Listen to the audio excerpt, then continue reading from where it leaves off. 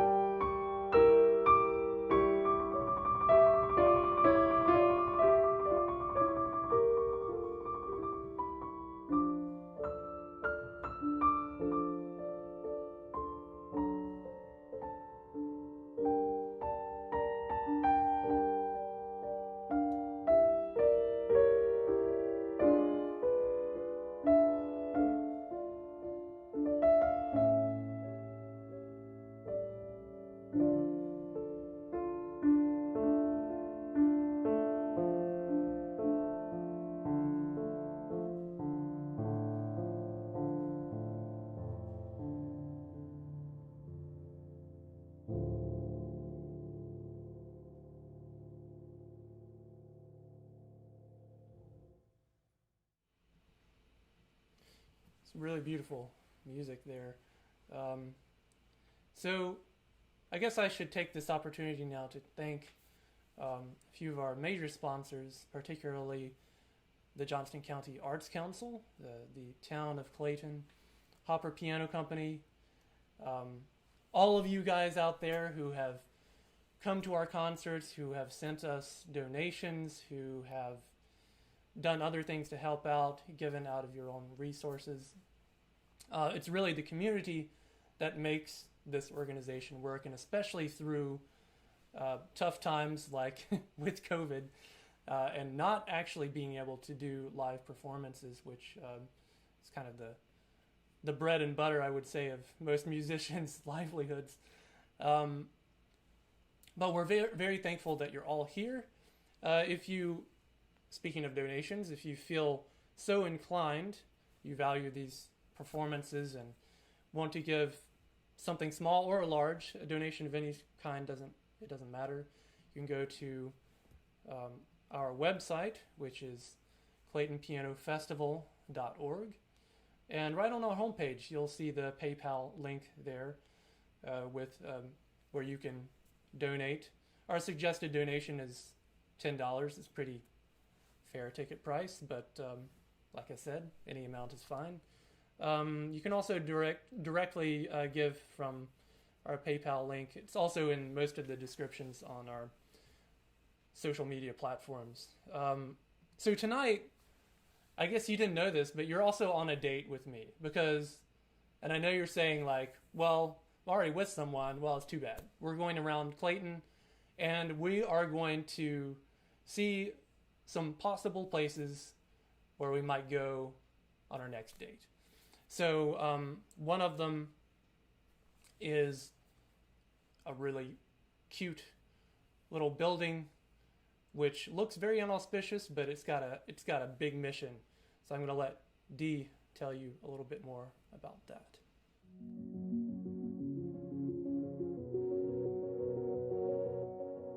My name is Dee. I'm the owner of Patty Cake's Littlest Cupcake Shop here in Clayton, North Carolina, 318 East 2nd Street.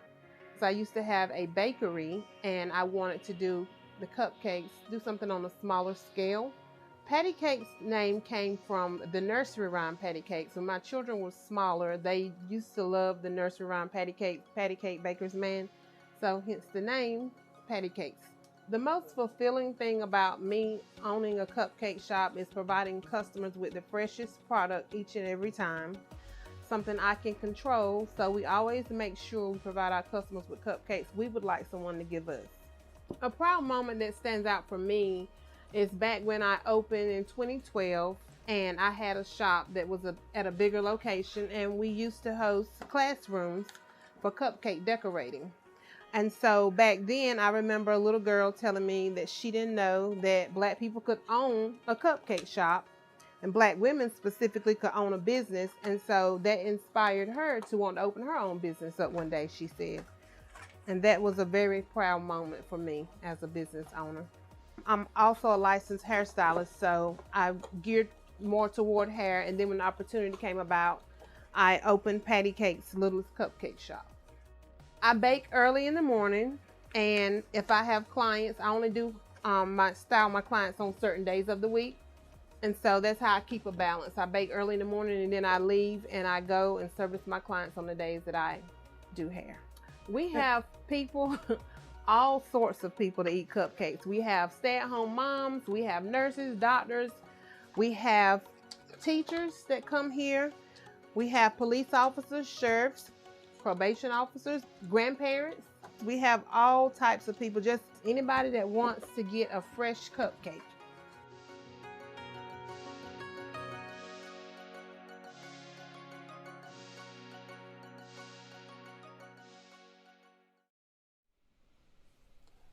And I can say from personal experience, those key lime cupcakes, which you saw at the end, are very good. I had some of those the other day. All right, so we have Josh and Lindsay back with us now.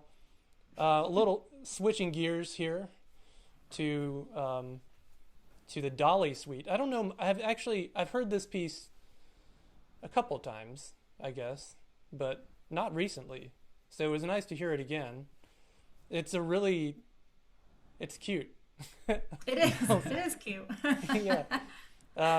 What else can you tell us about it? I'm not very articulate right now. So the Dolly Suite was written by Gabriel Fauré, and it actually derived its name from the daughter of his mistress. Oh. And her name was Helene Bardock, and they called her Dolly, right? That was her nickname. And a lot of these pieces, he wrote 6. There are 6 in the suite. We'll just play 2 today, but a lot of these pieces he wrote previously and would just kind of rename them for her. So when she was born, he, like number 1 that we're playing, he named Berceuse as kind of this lullaby for her. And then number 6 is the other one that we'll be playing, which is Le Pas Espagnol, and it's this little childlike Spanish dance that's really fun as well. And it's kind of interesting because he was composing this stuff in the 19th century at the same time that Debussy was doing his children's corner. Bartók was composing his For Children suite. So a lot of children's music coming, to fruition during that time. Yeah. Cool. And you have the Dvorak dance. Those are just so much fun. I mean, they are. Seem to transcend like any kind of cultural language. It's just, it's like dancing. Yeah, in the village. They're beautiful. They were actually composed around the same time as the Hungarian dances. Brahms Hungarian dances, which I'm sure a lot of people have heard. But I think these were Dvorak, some of his most memorable works were these Slavonic dances. They were all based off of folk tunes from his hometown in what used to be called Bohemia, which is now the Czech Republic. So you'll hear some really beautiful tunes and melodies in 72 number 2. And that was an exciting time when composers were starting to explore like the music of their native land, the folk music, and incorporate that into like a more organized classical style in order to kind of capture like, this is what my country sounds like, And so, it was a big deal. We'll see that more actually later on in the program with Chopin, but let's go ahead and listen to these. I'm looking forward to it.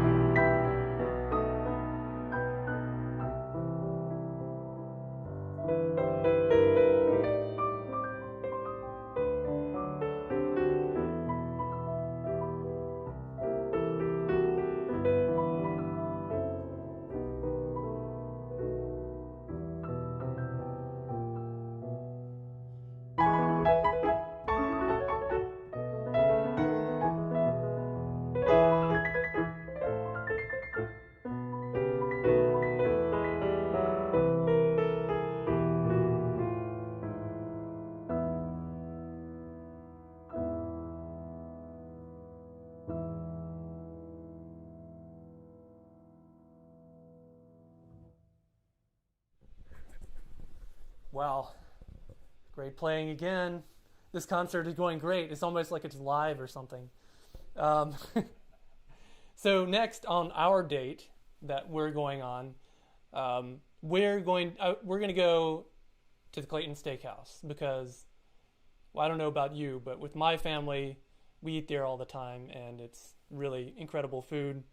Great people run it, so I was fortunate enough to sit down with Ryan and Bobby. Let's see what they have to say. I'm Bobby Buckler, and this is my husband, Ryan Rubright. We own the Clayton Steakhouse. We've owned the steakhouse for almost 4 years now. We're both backgrounds have parents-owned businesses. I ran my dad's bakery with him side by side for a number of years and always wanted to run my own. First and foremost, we want everybody to feel kind of like we're family. All our staff to us is family. So we want customers, new and old, to come in and feel like they're at home.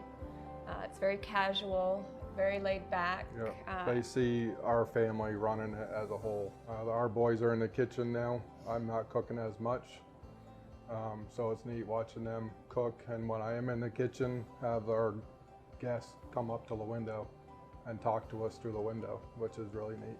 Many of our customers know other customers, kind of has the Cheers feeling to it, where everybody knows everybody. I am a big fan of our salmon. I eat that a lot. We have a fresh, delicious, wonderful salad bar that I love, and I think we both eat it many times a week.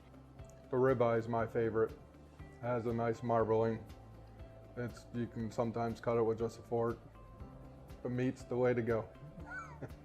We do have a special that I love too. The blue cheese crusted filet that we run typically on Saturday nights is really good. That's the filet with horseradish mashed potatoes and blue cheese topping. It's delicious. So my favorite part is the people, not only the staff that are like family to me, but also the regular customers that we see, getting the opportunity to meet new people that come in, which happens daily. The downtown Clayton experience. It's very different from when I started working here 11 years ago.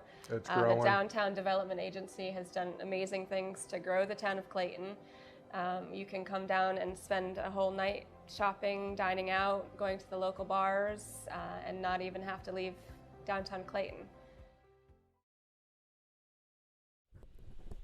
So yeah, we don't even have to leave downtown Clayton to have a nice date.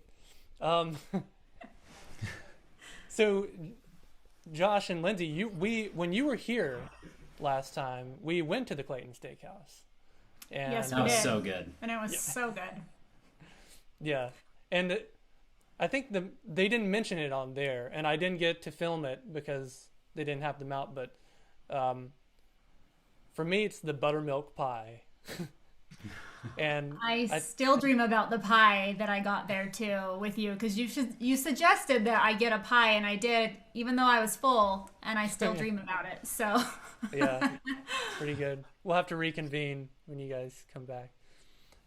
One thing that we were talking about earlier, like in between segments, was the idea of like you guys, the ensemble that you have, like the togetherness that is in your duet work, which I find pretty amazing. You don't come across that so much, because that's one reason like I don't really like piano duets that much. because usually what you hear is ta-ding, ta-ding, ta-ding, ta-ding. It's not together at all. When you guys play, it sounds like one person. So like, how do you do it? That's been something we've worked on for a really long time. I think the fact that we both studied with the same teacher, so we kind of have this same sense of pushing and pulling with the music, that's really big. I've worked with other duet partners, and they have a totally different idea of where phrases should take time and slow, or speed up and slow down. So, and then just having the convenience of practicing with her all the time is great. And also, I think when you're emotionally connected with someone, that helps you be able to follow them, and you can kind of almost anticipate what they're about to do. And she's better at that than I am. She can read me exactly what I'm about to do. I'm not as talented as she is at doing that, but it's a lot of fun. that's very nice. I think it's nice too that we get to hear each other practice, right? I mean, I'm just upstairs when he's playing through his part, so it's nice for me to hear I mean, I'm not consciously thinking like, oh, I need to follow him there when he's playing something, but I am, you know, subconsciously listening to that all the time, and I think that has a big effect too. Whereas usually when you're playing with a duet partner that doesn't live with you, it's a lot harder to know kind of where they're breathing if you're not hearing them practice it all the time. Yeah, that makes a lot of sense. Well, speaking of that, like the next two are solo works, I guess. So, so what can you tell us about the Bach Adagio? This is like an arrangement though by J.S. Bach, right? Yeah, so I was actually just introduced to this. I like to do random YouTube searches every so often, and Me too. came across this. Yeah, and I guess, I mean, a few people had heard of it, but I had never been introduced to it until maybe the beginning of this year. Well, no, probably the beginning of last year. Yeah. And it's really, really beautiful. It kind of stopped me in my tracks. I don't know if it's just that you'll hear in the music there's a slow pulse throughout the whole piece, and it kind of reminds me of a heartbeat, with this beautiful, rich melody, especially for an Italian nobleman, you know, that really wasn't a well-known composer. It was Alessandro Marcello who wrote this. He actually wrote it as an oboe concerto. In D minor, if you want to look that one up. That one's really beautiful as well. But Bach heard it and decided to transcribe it for harpsichord because he loved it so much. And I read somewhere that Marcello, someone asked him why he wrote something so sad and beautiful at the same time for this second movement. And he said, I imagine the day when my beloved Venice sinks into the sea, which I find very sad, but also he loves his homeland so much. Yeah. And Josh, so you're playing something that's makes a lot of sense to me, Oblivion, because I feel oblivious most of the time. Why is it called Oblivion? Do you know that? I looked up a few definitions. So oblivious usually means you don't know what's going on, but it can also be a type of pardon or amnesty, or evoking a great sense of, you know, sadness or longing. And so this is one of Lindsay's favorite pieces.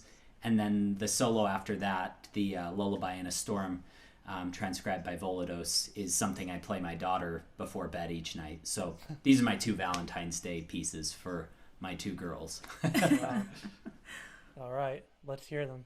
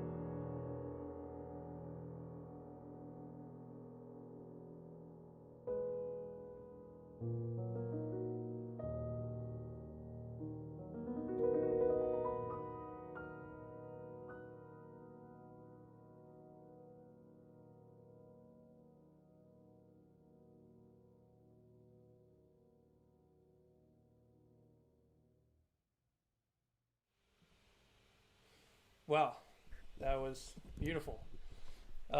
So we're at the end of our date, and the perfect place to go in town after dinner is Revival 1869. So let's hear Mike and Malia tell us more about it. Well, what brought us to Clayton first was the potential Clayton had, and then we were able to get both buildings in order to really pull together the concept that we wanted to create, which was this bar scene, craft cocktail whiskey bar on one side, and then a lounge scene where we can do live jazz and different things on the other side. So this 100-year-old building became available, and yeah, that's kind of it. If you do it right, you can create something memorable and enduring and just a true experience for people, and have a higher level, I guess, experience too, where you really enjoy what you drink and you're not just drinking for the sake of drinking. And we can pull together as people and reconnect on a really cool, I guess, human level. It really just kind of stuck with us how how this bar is a throwback and an homage to the way things used to be done, the way people used to be, the way the town started, and revival. That word just kept popping up. It essentially means taking something old and making it new and relevant and hip and fresh again, and that's exactly what we wanted to do with revival. But it's also kind of what we saw for the town. There's a lot of rich history here in Clayton. And then the 1869 in there, that's the year Clayton officially became recognized as the town of Clayton. So there's some really neat things that are happening in this small town that you don't really see anywhere else. So I think there's just this really great spark that's happening, and I think in the next 5 years you're really going to see it just take off. It felt almost serendipitous for us to choose this town, this spot, and then to find that there's this real passion and this astounding growth happening in the arts. So when we talk art and culture, sculpture trails, the nightlife stuff, even classical piano festivals, jazz music, you're really starting to see all these things kind of come together and cultivate this really amazing experience in a small town Clayton. We wanted to create a totally immersive experience. It's not just about taste, it's about sound and visually, and the lighting and the music, the lounge experience where you can sit back in a beautiful Victorian sofa. People will group together and you're making new friends and you're tasting new things and you're hearing new music and you're appreciating art. And so we were very deliberate about making that kind of immersive experience for people that just transports them to another time and another place.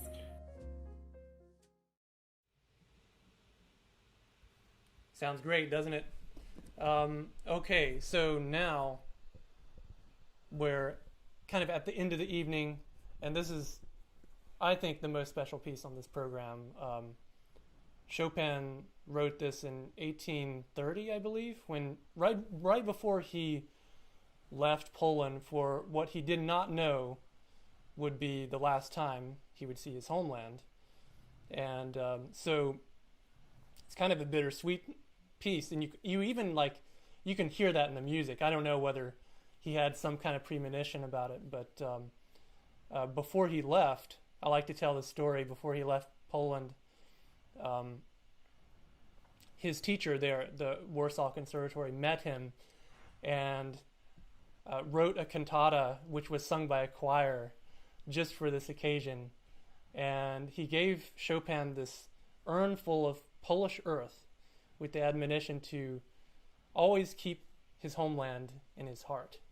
And so Paris, of course, Chopin ended up going to Paris, and he fell in love with Paris, but his heart was always in his homeland.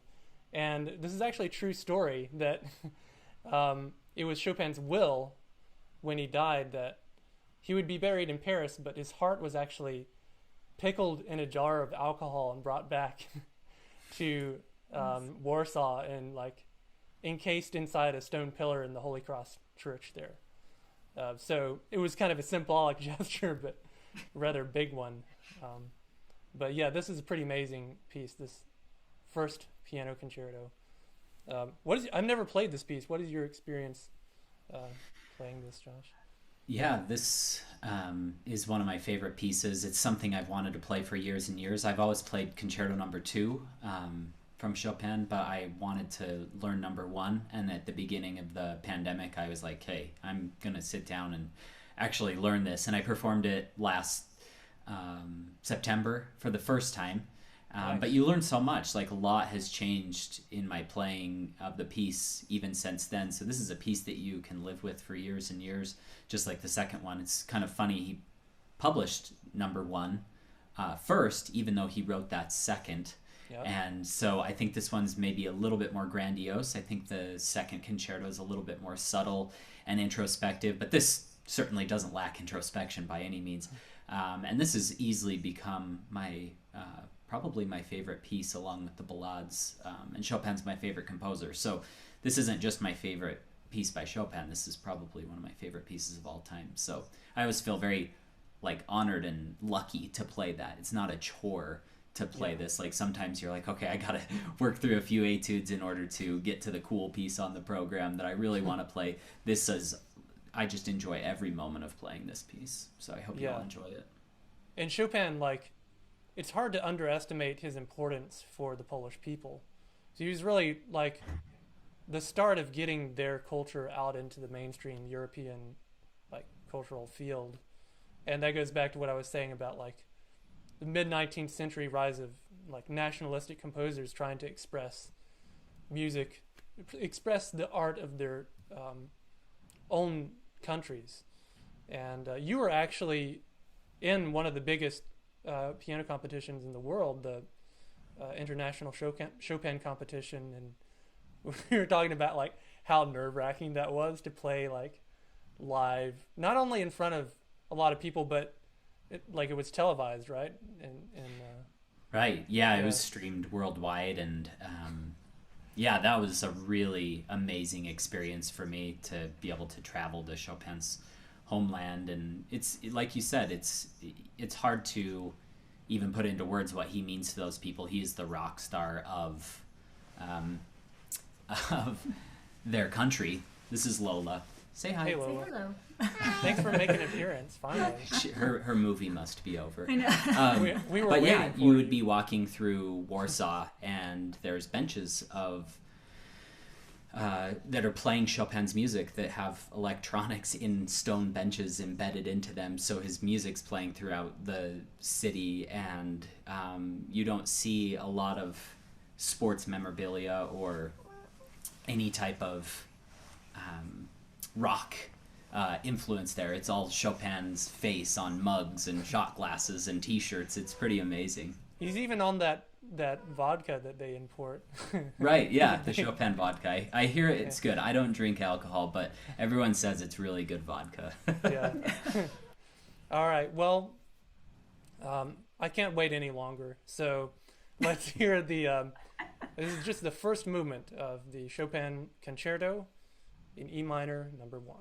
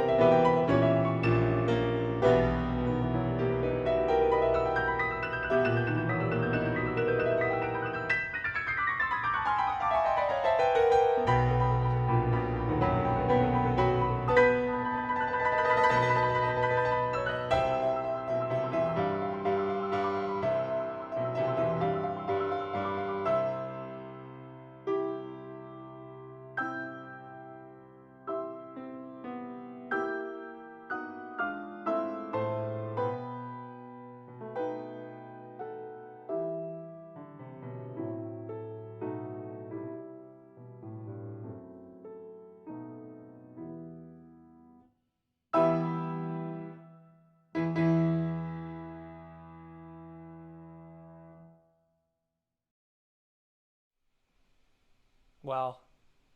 A masterpiece, for sure. Josh and Lindsay, wow. Can't say enough thank yous for being here, for talking to us today, for sharing your music. Yeah, it's been a pleasure being with you this past hour and a half, and hope to get you here in person again at some point. That would be really nice. We would love that. Thank you so much for having us, and everybody watching, if you're in a position to do so, support Clayton Piano Festival with a small donation. I know he did not ask me to say this, but Jonathan does such great work and helps so many musicians and helps the community and now the world with these live streams. So thank you so much. It's been an honor to be here with you. Yeah, thank you. We feel very honored to be here. So it's pretty amazing what technology can allow us to do, even when we're forced to be apart so much, you know. So, yeah, thank you for being here. And like to say another thank you to all of our sponsors, everyone listening at home. If you would like to donate, there's no small amount. Just go to our website, the PayPal link at the top of the homepage there. And we hope to see you again next month for the elusive Yoni Leviatov, pretty amazing pianist, and we'll send you more information about that shortly. Be sure to go to our website. Also, email us so we can have you on our mailing list if you want to hear more about Clayton Piano Festival. You can always contact us and see how you can become involved in like volunteer opportunities as well.